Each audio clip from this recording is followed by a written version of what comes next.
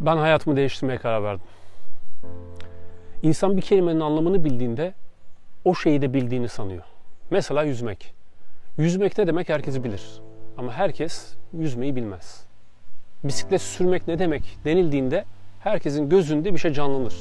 Ama herkes bisiklet süremez. Fakirlikte, zenginlikte, doğru bir yaşamda, iyi bir insan olmakta, doğru kararlar vermek de aynı bunlar gibi tanımları bilinebilen ama herkes tarafından olunamayan şeyler. Yani bizde bazı bilgilerin TDK karşılıkları var.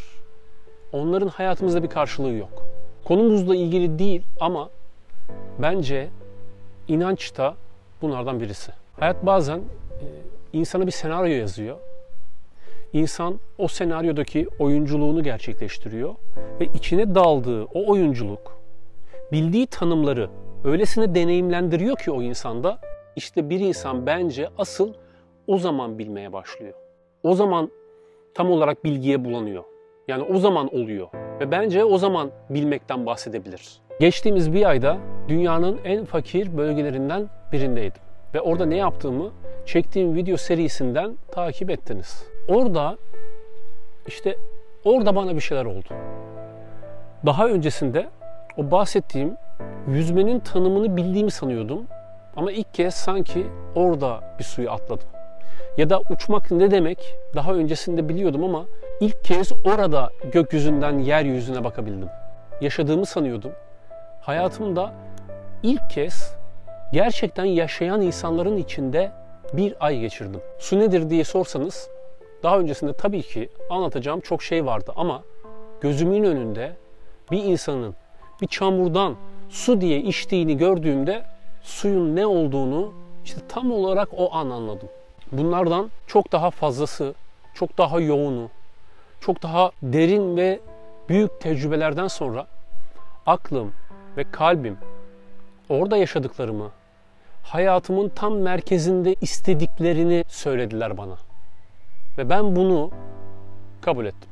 Aslında herkesin zaman zaman aldığı bu tarz kararlar vardır. Yani bir insan tanırız, bizi etkiler ve değişmek isteriz. Bir film izleriz, bizi etkiler ve değişmek isteriz. Bir seminere gideriz, etkileniriz ve değişmek isteriz. Ama şehir kültürü, modern dünya bize öyle bir hayat sunuyor ki hızlı yaşa, hızlı tüket, hızlı karar ver, hızlı adapte ol, kalabalıkları takip et, trendleri takip et. Dolayısıyla aldığımız kararları çok çabuk bırakıyoruz, çok çabuk vazgeçiyoruz ve çok çabuk unutuyoruz. Hepimiz için söylüyorum. Hepimizin oturup böyle heyecanlanıp, coşup, motive edip kendimizi aldığımız kararlar eğer buradaysa onlara cüret edip başlayıp ve devamını getirdiğimiz kararlar ancak şuralarda falan oluyor. Bu sefer ne oluyor? Arkasında duramadığımız kararlardan sonra kişiliklerimiz zayıflamaya başlıyor. Bu noktada da kişiliğimizi kendi aldığımız kararlarla, kendimizi geliştirerek büyütmek yerine bir şeyler satın alarak kişiliğimizi geliştirmeye çalışıyoruz. Bir şey ifade eden, toplumun bize şu marka, şu ürün, şunu anlatır, seni şu statüde gösterir dedikleri şeyleri alarak adeta kendimiz yerine, kişiliğimiz yerine o markaları, o ürünleri konuşturuyoruz. Neden bunu yapıyoruz? İnsanın içeride anlatacak çok fazla bir şey yoksa bir tüketim ürünü satın alır ve kendi yerine, karakteri, kişiliği yerine onu konuşturmaya çalışır. Dolayısıyla biz ne kadar farkındayız bilmiyorum ama biz kendimiz bile olamayan insanlarız. Bizler şu toplumun ürettiği ancak bence ortalamalarız. Şu son bir ayda hemen hemen her gece saatlerce o kadar çok yazdım, o kadar çok düşündüm ki karaladım, yırttım, kendi kendime anlattım, kendi kendime baktım, inceledim, düşündüm, değerlendirdim, kendi kendime konuştum, tartıştım. Yazdım. Bir yerden sonra yazmakta kesmedi. Ağlamaya başladım. Eğer dedim ben yaşamaya devam edeceksem, anlatmaya devam edeceksem artık hiçbir şey eskisi gibi olamaz dedim. Eski hayatıma devam edemem dedim kendi kendime. Çünkü bu yaşadığım şeyler hayatımda almadığım dersler verdi bana. Üniversitede, okullarda, sosyal hayatımda, sokaklarda öğrenmediğim şeyleri öğrendim bir ay içerisinde. Bilirsiniz, çok büyük ve yaratıcı kararlardan önce insanlar genellikle hayatlarında çok büyük yıkımlar yaşarlar. Bu Afrika günlerim de benim için hayatımın en büyük yıkım kampı oldu. Ve bu yıkım belki de bana hayatımın en cesur, en güzel kararını aldırdı. Ben hayatımı değiştirmeye karar verdim. Bu bir süreç. Size bu tarafta olan biteni, yaşayacağım değişimleri, hayatımda aldığım kararları paylaşmak istiyorum. Ve bu benim için yapabilecek miyim, yapamayacak mıyım denemesi değil. Yani ben kendimi motive edip bu kararı almadım. Ve ben bir şey denemiyorum burada. Ben bir hayat modeli gördüm orada. Aklımla düşündüm, değerlendirdim, onayladı. Kalbime baktım, çok sevdi. Tamam dedim. Benim için tamamen farklı, öncekinden bağımsız ve yepyeni kararlarla dolu yeni bir hayat başlıyor. Peki nasıl olacak? Yani ben orada neler öğrendim? Bu tarafta neler yaşayacağım? Ve bu taraftan sizlere neler aktaracağım? Öğrendiğim şeyi tek bir ifadeyle anlatmak gerekirse şu: azdaki çoğu gör.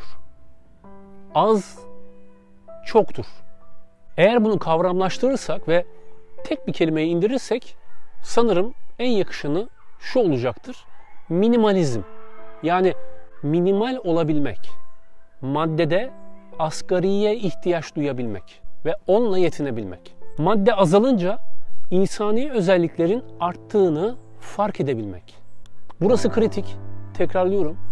Madde azalınca insani özellikler artar. Çünkü kişiliğimize taktığımız etiketler azaldıkça kişilik, içteki o öz, o içte bizi biz yapan neyse o ortaya çıkmaya başlar. O ise baştan aşağı sevgi ve hepimizin ihtiyacı olan huzurla doludur. Bu süreçte sizinle yaşadığım deneyimleri, yeni hayatımla ilgili aldığım kararları paylaşma sürecinde sizin de kendinize evet benim de hayatımda bir şeyler yanlış gidiyordu diyeceğinizi düşünüyorum. İnsan çevresinin ortalamasıdır derler. Dokunamasan da, net olarak göremesen de bir fikri çevrene kattığın zaman artık ortalama hesabına o fikir de ya da o kişi de katılmış oluyor. O köydeki insanları ben çevreme kattım. Dolayısıyla ortalama hesabı tamamen değişti. Her şey alt üst oldu ve ben yaşamımı değiştirmeye karar verdim. Eğer siz de bu anlatacağım fikirleri mantıklı bulup hayatınıza katabilirseniz ne olacak? Çevrenizdeki fikir ortalamasına bu anlatacağım şeyler katılmış olacak. Dolayısıyla ortalama hesaplanırken bu fikirler de işin içine girmiş olacak. Bu noktada hayatımı baştan sona ele alıyorum. Yediklerimi, kıyafetlerimi baştan sona değiştiriyorum. Gün içinde vakit harcadığım konular, insanlar hakkında aldığım kararlar var. Çevremi, arkadaşlarımı, sahip olduğum birçok şeyi değiştirmeye karar verdim. Ve bunların en temelinde çok basit, çok saf, çok temiz, çok böyle temel bir insani duygu yatıyor. Ben istediğim insan olmak istiyorum. Ve bu dünyada çok az olan bir şey. Yani belli ki dünyanın akışı benim istediğim insan tipini üretmiyor. Basit mantık ne diyor o zaman? Dünyanın akışından kurtulman lazım. Çünkü o akışa kendini kaptırdığında o hayal ettiğin insan modeli sen olmayacaksın. Çünkü dünya onu üretmiyor. Kafamın içine girebilecek tüm olası gündemleri değiştirmeye karar verdim. İnsan bir coğrafyada doğar ve tam olarak nasıl yaşanacağını, yaşamanın ne demek olduğunu, nasıl davranışlar sergileyeceğini, nasıl bir insan olacağını o coğrafyadan öğreniyor. Hal böyle olunca da neresi denk gelirse oranın iyi, kötü özelliklerini almaya başlıyorsun. Ben şuna da karar verdim. Yaşadığım coğrafyanın bana öğrettiği artık kemikleşmiş, belki de genlerime işlemiş o kötü özellikleri kabul etmemeye karar verdim. Çünkü hayal ettiğim insanda coğrafyadan bile gelse kötü özelliklere yer yok. Artık ben kendi kararım, kendi tercihim dışında dünyaya geldiğim coğrafyanın derslerde bana öğrettiği kötü şeyleri devam ettirmek istemiyorum. Hayal ettiğim insanda bir hata yok. Ben de artık bir hatayı kabul etmek istemiyorum.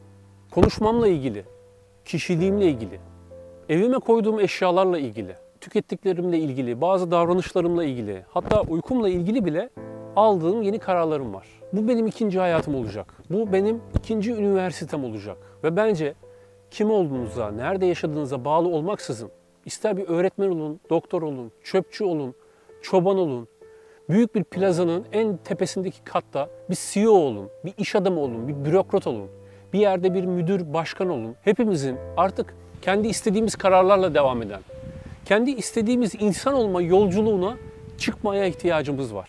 Bu aslında doğduğumuzdan beri bazı rastlantılarla, bazı kulağımızı çeken tesadüflerle bizi hep içten içe çağıran bir şey.